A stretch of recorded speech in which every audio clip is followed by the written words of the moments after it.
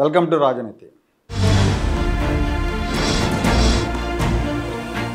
తెలంగాణకు చెందిన మాజీ మంత్రి బీఆర్ఎస్ నాయకుడు శ్రీనివాస్ గౌడ్ గారు తిరుమలలో శ్రీ వెంకటేశ్వర స్వామి దర్శనానికి వెళ్ళారు.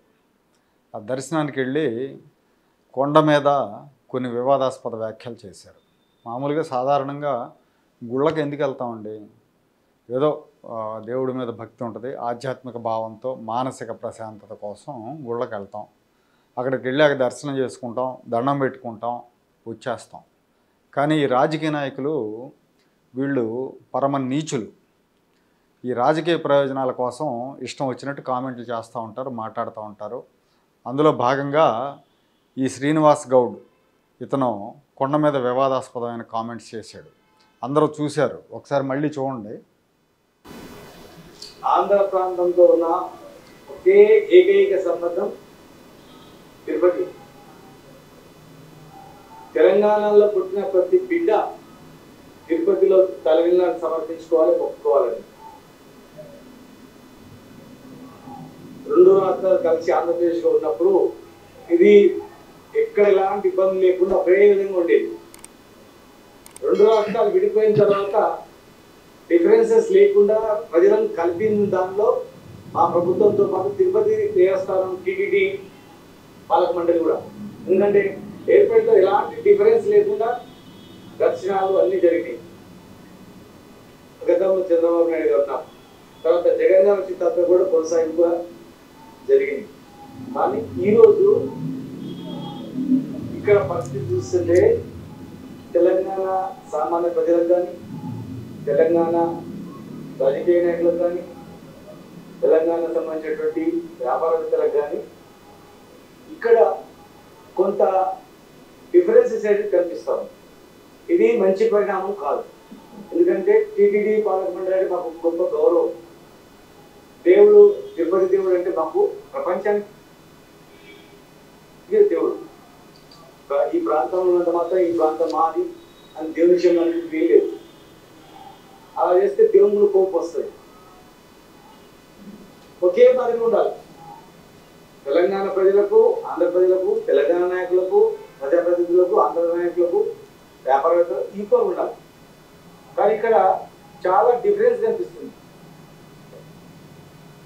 ప్రజలకు, రాజకీయ నాయకులకు కానీ, విఐపీలకు కానీ, మామూలులకు కానీ, వ్యాపారవేత్తలకు, భక్తులకు మాత్రం వేరే.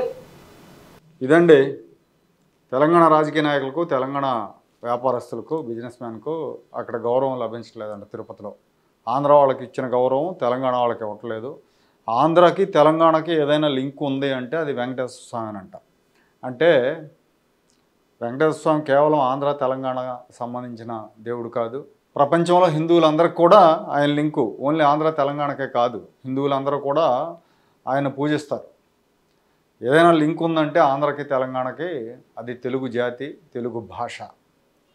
దాన్ని మర్చిపోయారు వీళ్ళు. బీఆర్ఎస్ వాళ్ళు ప్రాంతీయ విభేదాలు రగిలించే కుట్రలో రాజ్యాధికారం కోసం కేసీఆర్ ప్రాంతీయ విద్వేషాలు రెచ్చగొట్టి తెలుగు భాషను కూడా తీవ్రంగా విమర్శించారు. ఎవడ తల్లిది, తెలుగు తల్లిని ఎవడ తల్లిరా ఇది అని మాట్లాడాడు. అలాంటి వాళ్ళు ఇవాళ తిరుపతిలో మాకు ప్రత్యేక గౌరవం కావాలంటున్నారు. యాక్చువల్గా రాష్ట్రం విడిపోయిన తర్వాత కొంతకాలం ఇచ్చారు. ఆంధ్రప్రదేశ్ ఎమ్మెల్యేలకి, ఆంధ్రప్రదేశ్కి ఎంపీలకి ఇచ్చినంత గౌరవం తెలంగాణ ఎంపీలకి ఎందుకు ఇస్తారు తిరుపతిలో? తమిళనాడు ఎంపీలకి ఇవ్వట్లేదే, తమిళనాడు ఎమ్మెల్యేలకు ఇవ్వట్లేదు, కర్ణాటక ఎమ్మెల్యేలకు ఎవరే? మిగతా రాష్ట్రాల ఎమ్మెల్యేలకు, ఎంపీలకి ఎలాంటి గౌరవం ఇస్తారో తెలంగాణ ఎమ్మెల్యేలకు, ఎంపీలకు కూడా అలాంటి గౌరవం ఇస్తారు. మీరు ప్రాంతీయ విభేదాలు రెచ్చగొట్టే కుట్రలో ఇప్పుడు ఏమవుతుందంటే తెలంగాణలో సీన్ కాలిపోయింది. కాలిపోయిన తర్వాత మళ్ళీ బతకాలంటే వీళ్ళకి అదే దిక్కు. ప్రాంతీయ విద్వేషాలు రెచ్చగొట్టడం, ఆంధ్రులకు వ్యతిరేకంగా తెలంగాణను రెచ్చగొట్టి అదే అధికారం పొందటం, వాళ్ళ ఓట్లు, వాళ్ళ మద్దతు సంపాదించడం. ఇప్పుడు మద్దతు తెలంగాణ సమాజం మద్దతు లేదు కాబట్టి ఏదో ఒక రకంగా వాళ్ళ మద్దతు పొందేందుకు ఈ కుయుక్తులు పన్నుతున్నారు ఈ బీఆర్ఎస్ నాయకులు. ఈ శ్రీనివాస్ గౌడ్ కూడా తక్కువడు కాదు. గతంలో ఇతను మున్సిపల్ శాఖలో పనిచేసినప్పుడు 2 సార్లు అవినీతి నిరోధక శాఖలు పట్టుకున్నారు ఇతన్ని లంచం తీసుకుంటే. ఆ కేసులు ఉన్నాయి. అలాంటి ఘన చరిత్ర ఉంది కాబట్టి కేసీఆర్ దగ్గరికి తీసి ఎమ్మెల్యేని చేశాడు, ఆ తర్వాత మంత్రిని చేశాడు. ఇవాళ తిరుపతికి వెళ్ళి ఇష్టం వచ్చినట్టు మాట్లాడాడు. యాక్చువల్గా తిరుపతిలో రాజకీయ నాయకులు రాజకీయ ప్రకటనలు చేయటం వైఎస్ఆర్ కాంగ్రెస్ పార్టీతో మొదలైందండి. ఆ సంప్రదాయం లేదు. టీటీడీ నిబంధనల ప్రకారం అక్కడ ఎవరో రాజకీయ ప్రకటనలు చేయకూడదు, రాజకీయ విమర్శలు చేయకూడదు. చేస్తే కేసు పెట్టవచ్చు. కానీ వైఎస్ఆర్ కాంగ్రెస్ పార్టీ హయాంలో ప్రతివాడు తిరుపతికి వెళ్ళి ఇష్టం వచ్చినట్టు మాట్లాడేశారు. ఎవరు పట్టించుకోవాలి, అధికారులు సలాం చేసేవాళ్ళు వీళ్ళు మాట్లాడుతూ ఉంటే. రోజా అయితే రోజాకి అదొక హ్యాబిట్ అనమాట, పైకి వెళ్ళి నీచమైన భాష మాట్లాడేది. ఇప్పుడు తెలుగుదేశం పార్టీ కూటమి ప్రభుత్వం అధికారంలోకి వచ్చిన తర్వాత ఆ విషయంలో చాలా స్ట్రిక్ట్గా వ్యవహరిస్తూ ఉంది. బిఆర్ నాయుడు గారు టీటీడీ చైర్మన్ అయిన తర్వాత స్పష్టంగా అధికారులందరికీ ఆదేశాలు జారీ చేశారు. ఎవరైనా సరే కొండ మీద రాజకీయ ప్రకటనలు కానీ రాజకీయ వ్యాఖ్యలు కానీ వివాదాస్పద వ్యాఖ్యలు కానీ చేస్తే ఊరుకోవద్దు, చట్టపరంగా చర్యలు తీసుకోండి, టీటీడీ యాక్ట్ ప్రకారం చర్యలు తీసుకోండి అని చెప్పారు. ప్రభుత్వం కూడా చెప్పింది. కానీ మొన్న మధ్య ఒక కాంగ్రెస్ ఎమ్మెల్యే కూడా ఇలాగే మాట్లాడాడు, మాకు ప్రత్యేక గౌరవం లేదు, మాకు గౌరవం ఇవ్వకపోతే మేము హైదరాబాద్లో మీ ఆంధ్ర వాళ్ళని ఏదో చేస్తాం, అది చేస్తాం, ఇది చేస్తాం అన్నాడు. అది కూడా ఒక రకమైన బెదిరింపే, బలుపుతో కూడిన బెదిరింపు అనమాట. ప్రత్యేక గౌరవాలు అంటే ఏముంటాయి, దేవుడి దగ్గర ప్రత్యేక గౌరవాలు ఎందుకుంటాయి, అందరితో పాటు వెళ్ళాలి. కాకపోతే ఆయన పద్ధతి కింద మాట్లాడాడు, దిగువ తిరుపతిలో మాట్లాడినట్టున్నాడు, ఆయన పైన తిరుమలలో మాట్లాడాల. కానీ శ్రీనివాస్ గౌడ్ మాత్రం తిరుమలలో మాట్లాడాడు.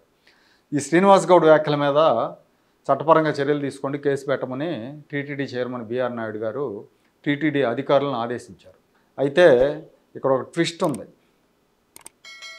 బిఆర్ నాయుడు గారు శ్రీనివాస్ గౌడ్ మీద చర్యలు తీసుకోమని ఆదేశాలు జారీ చేస్తే ఆంధ్రప్రదేశ్ ముఖ్యమంత్రి కార్యాలయంలో పనిచేస్తున్న ఒక ముఖ్యమైన అధికారి టీటీడీ అధికారులకు ఫోన్ చేసి కేసు పెట్టొద్దని చెప్పారు. ఇది విశ్వసనీయంగా తెలిసింది. ఎందుకు చెప్పారు అంటే, కేసు పెడితే రెండు రాష్ట్రాల మధ్య ప్రాంతీయ ఉద్రిక్తతలు పెరుగుతాయి అని రకరకాల కారణాలు ఏవో చెప్పి వద్దు అని చెప్పారంట. మరి ఇది ముఖ్యమంత్రి గారికి తెలిసి జరిగిందో తెలియక జరిగిందో, లేదంటే ఆ అధికారికి ఈ శ్రీనివాస్ గౌడ్కి ఏమైనా సంబంధాలు ఉన్నాయో తెలియదు. ఆయన అయితే చెప్పారు, వీళ్ళైతే కేసు పెట్టలేదు. సో ఈ రకంగా వదిలేస్తే రేపొద్దున ప్రతివాడు వచ్చి మళ్ళీ మాట్లాడతాడు. ఎవరో ఒకరికి బీరకాయ పీచు చుట్టరకమో, లేకపోతే స్నేహమో, లేకపోతే భాగస్వామ్యమో ఏదో ఒకటి ఉంటుంది. ఆడు మావాడు ఆడు జోలికి వెళ్ళొద్దు అంటారు, అయిపోయా మళ్ళీ మామూలు అయిపోద్ది. అంటే జగన్ ప్రభుత్వానికి దీనికి ఏం తేడా లేదో అనిపిస్తుంది అనమాట రేపొద్దున. ఇలాంటివి పదే పదే జరుగుతూ ఉంటాయి. ఇప్పుడు ఈ ప్రభుత్వంలో ఉన్న అధికారులు చాలామంది జగన్ శ్రేయోభిలాషులు ఉన్నారు, ఇప్పుడు కొత్తగా బీఆర్ఎస్ శ్రేయోభిలాషులు ఉన్నారని ఈ సంఘటన ద్వారా అర్థమవుతూ ఉంది. చంద్రబాబు నాయుడు గారి ప్రభుత్వంలో ఇలాంటి అధికారులు చాలామంది ఉన్నారు. వీళ్ళంతా కూడా చంద్రబాబు నాయుడు గారి కోసం పనిచేయట్లా, ఆయన రాజకీయ ప్రత్యర్థి అయిన జగన్మోహన్ రెడ్డి కోసం, కేసీఆర్ కోసం పనిచేస్తున్నారు. వీళ్ళందరి మీద ఒక కన్నేసి ఉంచాలి. వీళ్ళందరినీ సాధ్యమైన తొందరగా ప్రక్షాళన చేస్తేనే ఈ ప్రభుత్వానికి మంచి పేరు వస్తుంది.